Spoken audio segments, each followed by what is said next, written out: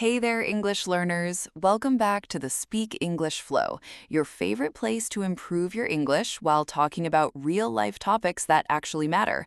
I'm Emma.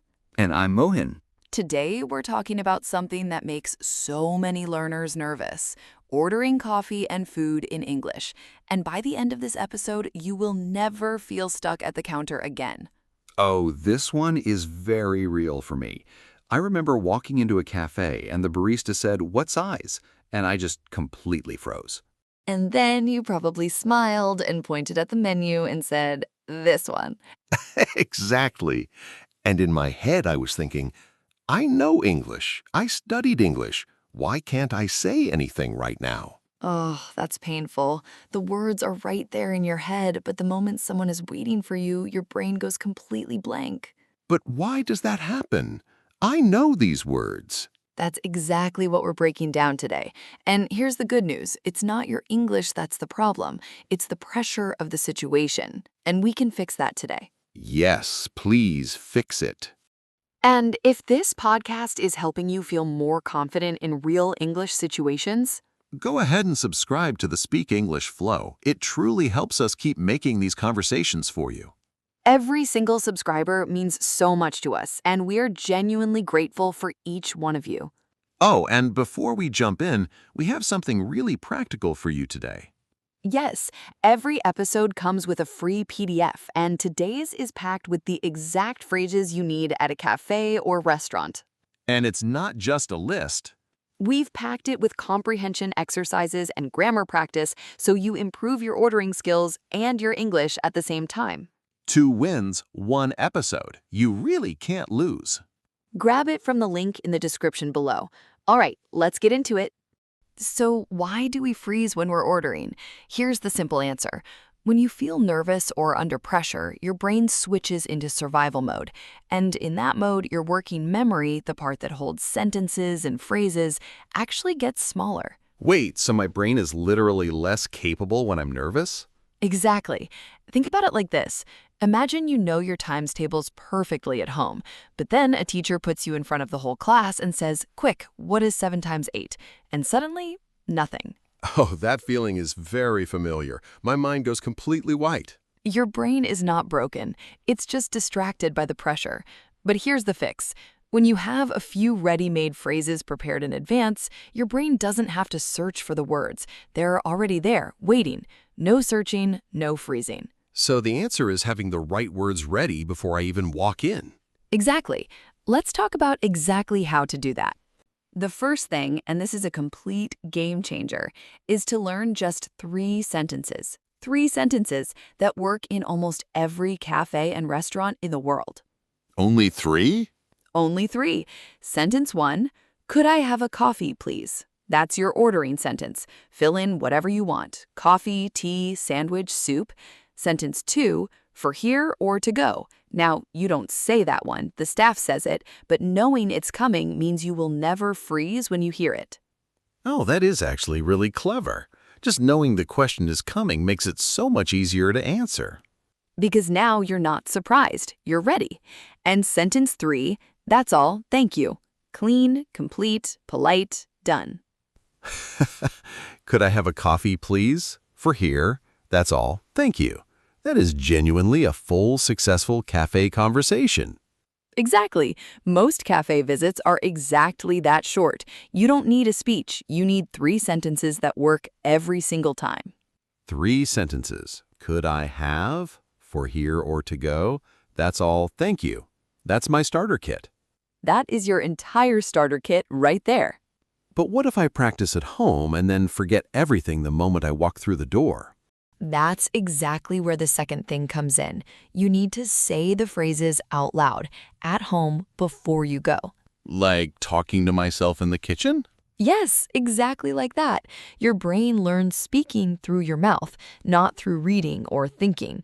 When you say, "Could I have a large coffee, please?" out loud 10 times at home, your mouth starts to remember it automatically. Like muscle memory, but for your speaking. Exactly like that. Athletes don't just think about their sport, they physically practice it again and again. And speaking English works the same way. Your mouth needs the repetition, not just your brain. So tonight, I should actually stand in my kitchen and order coffee for myself. Yes, make it silly, make it fun. Could I have a large coffee, please? And a croissant. Thank you so much. Say it 3 times out loud right now. I am actually going to do this tonight. The more you say it before you need it, the more naturally it comes out when you actually do. Now, here's one tip that removes so much confusion. There are only 2 openers you need for ordering anything in English. Could I have and I'd like. That is it. What is the difference between them? Almost nothing. Both are polite, both are correct. Both work in every cafe and restaurant. Could I have a glass of water? I'd like a chicken sandwich, please. They mean exactly the same thing in this situation. So I don't need to decide which one to use, I just pick one and use it every time. Exactly. Pick one, make it yours, and use it consistently. Consistency removes hesitation. Instead of standing there thinking, how do I start this sentence? You already know. Could I have, and then anything. A tea, a salad, the soup of the day, whatever you see on the menu. That opening phrase works every single time. Could I have is my phrase now. That's the one. That is the one. Okay, but what about when the staff says something and I don't understand? That's honestly when I panic the most. This is so important, and the answer is beautifully simple. You say, sorry, could you repeat that, please? That's it? Just that? 6 words. And here is what you need to understand. Cafe and restaurant staff hear this every single day, from native English speakers too. It is completely normal and completely polite. So saying it doesn't make me look bad. It's just a normal part of any conversation. Completely normal. And it also gives your brain a second chance. While they repeat the question, your mind calms down, and you actually hear the words much more clearly the second time. Because the first time I'm too nervous to really listen. I'm panicking about what to say next. But the second time, I know what's coming, so I can actually process it. Exactly. You weren't slow. You were just surprised. Asking someone to repeat is not a failure. It is a communication skill. A good one. Sorry, could you repeat that, please? I am going to use that every single time I need it, with 0 guilt. Use it without guilt. Always. All right, those tips are so practical and easy to use. And before we close, let's go over the key words from today's episode. The first word is order. It means to ask for food or a drink in a cafe or restaurant. You can use it as a verb or a noun. Like, I'd like to order a coffee. Or the staff says, I'm ready to take your order. Exactly. Both ways. Very useful. Next, to go and for here, 2 short phrases that mean take away or eat inside.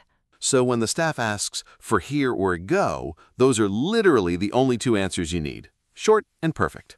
Clean and easy. Next, recommend. To suggest something because you think it's good. Like asking, what do you recommend? Which is also a brilliant question when you don't know what to choose from in the menu. A great question, and it makes your English sound very natural and confident at the same time. Next, hesitate. To pause or stop because you feel unsure about what to do or say. Like when I hesitate at the counter and the barista is just waiting and the line behind me is growing longer.